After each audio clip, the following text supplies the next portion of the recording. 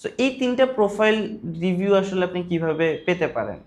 So আমার ঘটনাটা যদি আমি আপনাদের সাথে শেয়ার করি, খুবই উইয়ার্ড এবং আহ, খুবই কষ্টের একটা স্টোরি। এখনো মনে পড়লে আমার আসলে খুবই কষ্ট লাগে যে প্রথম রিভিউর জন্য আসলে কতটা কষ্ট করছিলাম।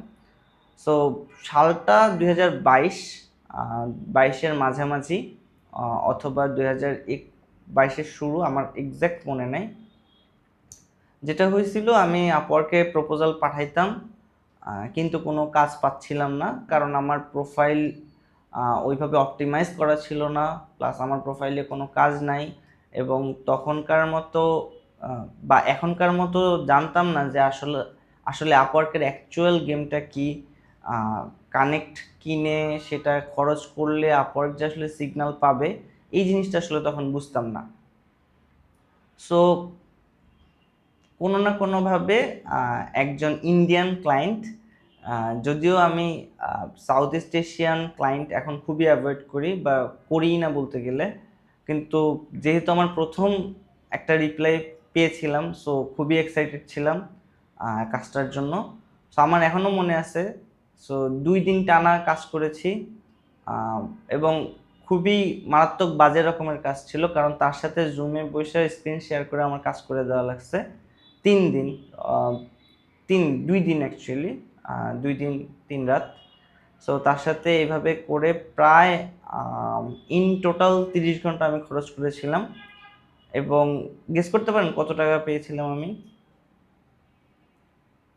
$10।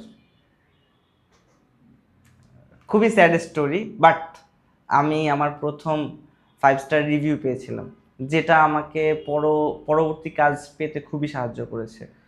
এবং যদিও $10 আসলে কাজের বাজেট ছিল, এবং পরে আমার ব্যবহারের জন্য, আমার এঙ্গেজমেন্টের জন্য, আমার পারফরমেন্সের জন্য সে আসলে $5 বোনাসও দিছিল। সো যাই হোক, ওই $15 আমার মনে হয় এখন পর্যন্ত আমার আর্ন করা সবচেয়ে কঠিন $15। যাই হোক, এখন আমার আওয়ারলি রেটও অনেক বেশি, আলহামদুলিল্লাহ। সো এখন $15 ইনকাম করতে আমার আলহামদুলিল্লাহ এত বেশি কষ্ট করা লাগে না। সো আপনার যখন প্রোফাইলে 3টা রিভিউ থাকবে, আপওয়ার্ক অ্যালগোরিদমও আসলে সিগন্যাল পাবে যে আপনি আসলে ভালো কাজ করতেছেন, ক্লায়েন্টদেরও ট্রাস্ট বাড়বে আপনার প্রতি। সো আপনাকে আর আসলে এই সমস্ত জিনিস, প্রথম দিকে যেই কঠিন জার্নিটা থাকে সেটা আসলে কমে আসবে। এবং আসলে সত্যি কথা বলতে, আপনার যত ভালোই স্কিল থাকুক, যত ভালোই কভার লেটার লেখেন, আপনার যদি প্রোফাইলে রিভিউ না থাকে, আপনার কাজ পাওয়া আপনার জন্য একটু কষ্ট হবেই। এটা স্বাভাবিক, এবং এটা মেনে নিয়েই আপনাকে 2 থেকে 3 সপ্তাহ বা সর্বোচ্চ 4 সপ্তাহ চেষ্টা চালিয়ে যেতে হবে। এই জন্য আমি বলি, বা আমি কোনো এক জায়গায় পড়েছিলাম যে আপনি যদি আপওয়ার্ক থেকে $1 ইনকাম করতে পারেন, আপনি আসলে টপ 30%-এ চলে যাচ্ছেন। দ্যাট মিনস আপওয়ার্কে 70% ফ্রিল্যান্সার যারা আপওয়ার্কে সাইন আপ করে অ্যাজ আ ফ্রিল্যান্সার, 70% ফ্রিল্যান্সার আসলে কোনো টাকা ইনকাম করতে পারে না। এবং এই ধৈর্য ধরে প্রথম 1 মাস তারা প্রপোজাল পাঠিয়ে একটা ক্লায়েন্ট জোগাড় করবে, এইটুকু ধৈর্য আসলে তাদের নাই। সো ধৈর্য আসলে বিশাল বড় একটা রোল প্লে করে আপনার ফ্রিল্যান্সিং ক্যারিয়ার সামনে আগানোর জন্য। কেন ধৈর্য আসলে খুব বেশি রোল প্লে করে, এটা নিয়ে যদি একটা ছোট ঘটনা বলি তাইলেই বুঝবেন। এখন আমরা 3 বছর হলো আলহামদুলিল্লাহ আমরা অপারেট করতেছি। আমরা একটা ক্লায়েন্টের সাথে কাজ করতাম, 3-4 মাস ধরে তার সাথে কাজ করি। সো সে আমাদের কাছে একটা প্রবলেম নিয়ে আসে হুট করে, এবং আমার এক টিমমেট সারা রাত ধরে কাজ করে, প্রায় 8 ঘন্টা কাজ করার পরে তাকে যখন জানায় যে কাজটা হয়ে গেছে, যেহেতু সে আসলে আমাদের সাথে 3-4 মাস ধরে কাজ করে, তো আমরাও আসলে পেমেন্ট নিয়ে খুব বেশি চিন্তিত ছিলাম না।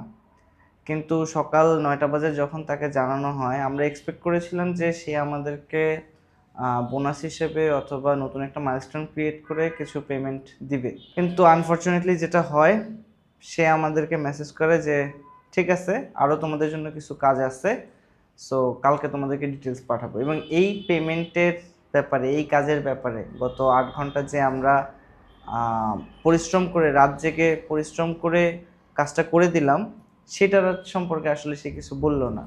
কিন্তু আমি যদি ট্রেডিশনাল বিজনেসম্যানের মতো চিন্তা করে তাকে পেমেন্টের কথা বলতাম, তাহলে কিন্তু তার আমার প্রতি যে ট্রাস্টটা এখন আছে সেটা কিন্তু আসলে তৈরি হতো না। সো যেটা হয়, আহ, যেহেতু সে আমাদের কাছে এরকম একটা এক্সেপশনাল সার্ভিস পাইছে, সো সে আসলে অন্য কোথাও যাবে এইটার কথা সে আসলে চিন্তাও করবে না। সো আমি মোদ্দা কথা যেটা বোঝাতে চাইতেছি আপনাদেরকে, সো এক্সেপশনাল সার্ভিস দেন, এক্সেপশনালি লং টার্ম ক্লায়েন্টের সাথে লেগে থাকেন, ক্লায়েন্টের সাকসেসকে সব কিছুর চাইতে বেশি প্রায়োরিটি দেন, নিজের সাকসেসের চাইতেও, নিজের টিমের চাইতেও, সব কিছুর চাইতে। কারণ আপনার ক্লায়েন্ট যদি সাকসেসফুল হয়, অটোমেটিক্যালি আপনি সাকসেসফুল হবেন ইনশাল্লাহ। সো আপনার ফার্স্ট প্রায়োরিটি হওয়া উচিত আপনার ক্লায়েন্টকে সাকসেসফুল বানানো। এইখানে মনিটারি ভ্যালু ম্যাটার করে না, শুধু একমাত্র জিনিস যেটা ম্যাটার করে সেটা হচ্ছে আপনার লং টার্ম রিলেশনশিপ। আপনি ক্লায়েন্টকে কতদিন ধরে সার্ভিস দিচ্ছেন, সে আপনার উপর কত বেশি ডিপেন্ডেন্ট। সো আপনি তাকে ডিপেন্ডেন্ট বানাবেন আপনার উপরে, যেন সে অন্য কোনো সার্ভিস প্রোভাইডারের কথা বা অন্য কোনো কনসালটেন্টের কথা চিন্তাই করতে না পারে। সো আপনি যখন সেইটা করতে পারবেন, আপনি ধরতে পারবেন যে আসলে সে লকড। সো বারবার একই কথা বলতেছি, প্রথম সেল থেকে রেভিনিউর কথা চিন্তা করবেন না, প্রফিট তো দূরের কথা। সেকেন্ড, থার্ড, ফোর্থ, ফিফথে গিয়ে আপনি চিন্তা করবেন ওকে এইবার আমার রেভিনিউ হওয়া উচিত। কিন্তু আপনার কমিউনিকেশন বা আপনার ট্রাস্ট, এই সব কিছু মিলিয়ে অটোমেটিক্যালি একটা রেভিনিউ চ্যানেল ক্রিয়েট হয়ে যাবে ওই ক্লায়েন্টের সাথে আপনার। এবং ট্রাস্টটা হচ্ছে সেই রেভিনিউ চ্যানেল, সেই হাইওয়ে যেটা দিয়ে আসলে রেভিনিউ ঢুকবে। দিন শেষে কথা হইল যে client first, client first, client first, বাকি সব সেকেন্ড। সো আজকে এই পর্যন্তই, আরও ডিটেলসে অন্য কোনো ভিডিওতে কথা হবে ইনশাল্লাহ। আমি সাব্বির আহমেদ, আমি ছুটি স্কিলের পেছনে।